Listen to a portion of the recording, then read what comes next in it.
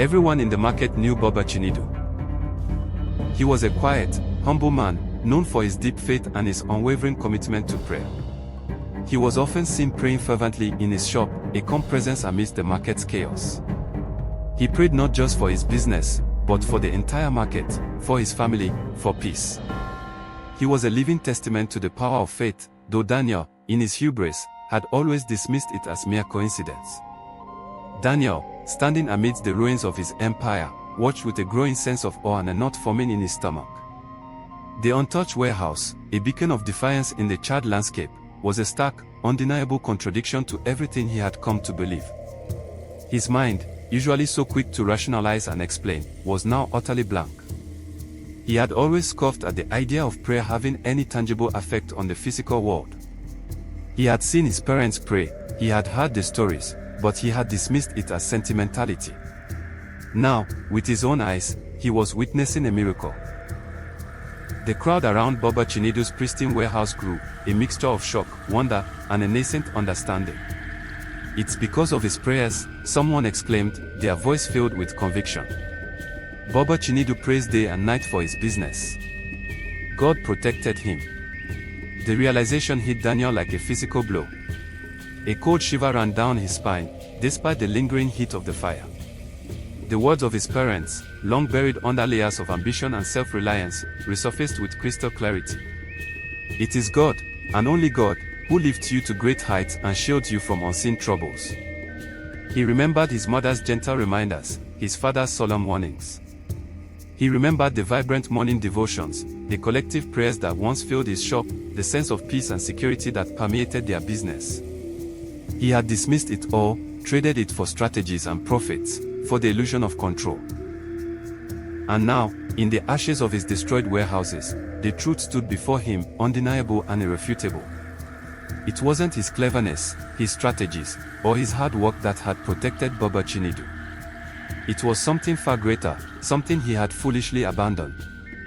A profound sense of remorse washed over him. He had been so arrogant, so blind. He had mocked the very thing that had been the foundation of his family's success, the very thing that had kept his parents safe and prosperous for decades. He had dismissed the spiritual armor, leaving himself vulnerable to the unseen forces that could, in a single night, decimate everything he had built. He thought of his parents, their unwavering faith, their serene confidence in God's protection. He imagined their disappointment, their sorrow at his spiritual drift. He walked slowly, almost in a trance, towards Baba Chinedu's untouched warehouse. He looked at its sturdy walls, its intact roof, and felt a profound humility he had never experienced before. He saw not just a building, but a testament to a faith he had once possessed and then discarded. He saw the direct hand of God, a force far more powerful than any economic trend or market strategy. The fire, though devastating, had become a brutal yet undeniable teacher. It had stripped away his illusions, leaving him with a raw, undeniable truth. He approached Baba Chinedu, who stood amidst the crowd, his face serene, his eyes filled with gratitude. "Baba Chinedu," Daniel's voice was hoarse, thick with emotion. I understand now." Baba Chinedu simply nodded, a gentle smile playing on his lips. He didn't need Daniel to elaborate. The miracle of his preserved warehouse spoke volumes. It was a testament to his faithful prayer, a living sermon for all to see. The market, usually a symphony of bustling activity, was now a quiet space, filled with the murmurs of awe and the dawning realization of divine intervention. The fire had not only destroyed physical structures, it had also burned away Daniel's stubborn pride and his intellectual arrogance. It had ignited a spark of faith that had lain dormant within him for years. He saw clearly now that true strength lay not in material possessions or clever schemes, but in a deep, abiding connection with the divine. The market, his battleground of commerce, had become his spiritual awakening. The ashes around him were a stark reminder of what happens when one forsakes their spiritual foundation. He thought of the staff he had so carelessly dismissed, those who had pleaded with him to continue the prayers. Their loyalty, their wisdom, had been ignored. He had traded their spiritual guidance for his own flawed judgment.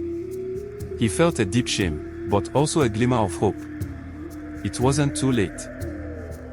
He still had his main shop, and he still had the chance to rebuild, not just his business, but his relationship with God and his relationship with his loyal workers. The path ahead was clear, though daunting. The next morning, amidst the somber task of clearing the debris, Daniel gathered his remaining staff. Their faces were weary, their spirits low. He looked at them, truly looked at them, and saw not just employees, but a community, a family. His voice, usually firm and commanding, was now tinged with humility. "My dear friends," he began, "I have made a grave mistake. I have been blind. I have been foolish." A ripple of surprise went through the small gathering. This was a side of Daniel they hadn't seen in years. "My parents," he continued, his voice cracking slightly, "they always told me that God is the source of all our blessings, that prayer is our shield. I dismissed it. I thought I knew better." He gestured towards the charred remains of his warehouses, then towards Baba Chinidu's untouched property. "Last night, I saw with my own eyes what happens when we forget God. I saw what happens when we abandon the very thing that has protected us for so long." He paused, taking a deep breath. "From this day forward," Daniel declared, his voice gaining strength, "we will pray. We will pray before we open, we will pray after we close, and we will pray throughout the day. We will restore the spiritual foundation of this business. We will invite God back into our lives, and into our work." The staff, initially stunned, began to murmur in agreement, their faces lighting up with a mixture of relief and renewed hope. Mama Ada, tears welling in her eyes, simply nodded, a silent affirmation of his words. The rebuilding process was arduous, but this time, it was different. Daniel approached it with a newfound sense of purpose and humility. He spent countless hours in prayer, seeking God's guidance, not just for his business, but for his life. He also actively encouraged his staff to pray, creating a dedicated prayer corner in the main shop, a place where anyone could retreat for quiet reflection and communion with God. The shop, once silent in the mornings, now resonated with the heartfelt prayers of a united community. He shared his story with anyone who would listen, a powerful testimony to the market. He spoke of his arrogance, his fall, and his redemption. He became a living example of the transformative power of faith. Other traders, who had once envied his success, now sought his advice, not just on business, but on spiritual matters. His main shop, though smaller than his previous empire, became a hub of not just commerce, but of spiritual renewal. People felt a different atmosphere there, a sense of peace and blessing.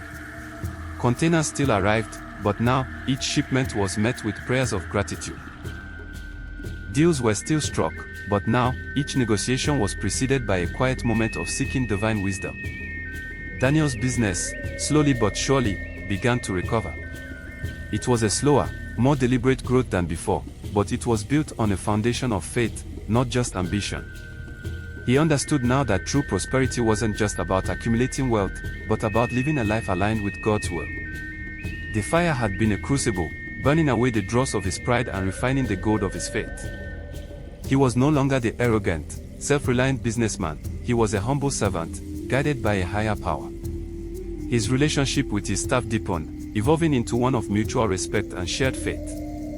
They were no longer just employees, they were fellow travelers on a spiritual journey, united by a common purpose. The market, still recovering from the devastation, began to heal, piece by piece, guided by the stories of resilience and divine intervention. One day, years later, Daniel stood in his fully restored main shop, now even more vibrant and welcoming than before. He looked around at the bustling activity, the happy faces of his customers, the contented smiles of his staff. He saw the intricate patterns of the fabrics, each thread a testament to God's creativity.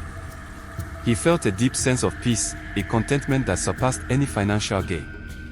His business was thriving, not just in terms of profit, but in terms of spirit.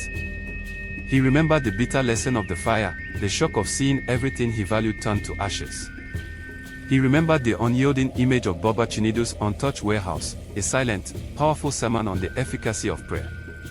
He knew, with an unshakable certainty, that his parents' teachings had been right all along. It was God, and only God, who truly held the reins of life and business. He had learned this truth the hard way, but he had learned it well. He often found himself pausing in the midst of a busy day, his eyes closed, his lips moving in silent prayer. He prayed for his business, for his staff, for his customers, and for the entire market. He no longer saw prayer as an interruption to his work, but as the very oxygen that sustained it. He understood that true expansion wasn't just about physical growth, but about spiritual depth, about widening the capacity of his heart to receive and reflect God's grace.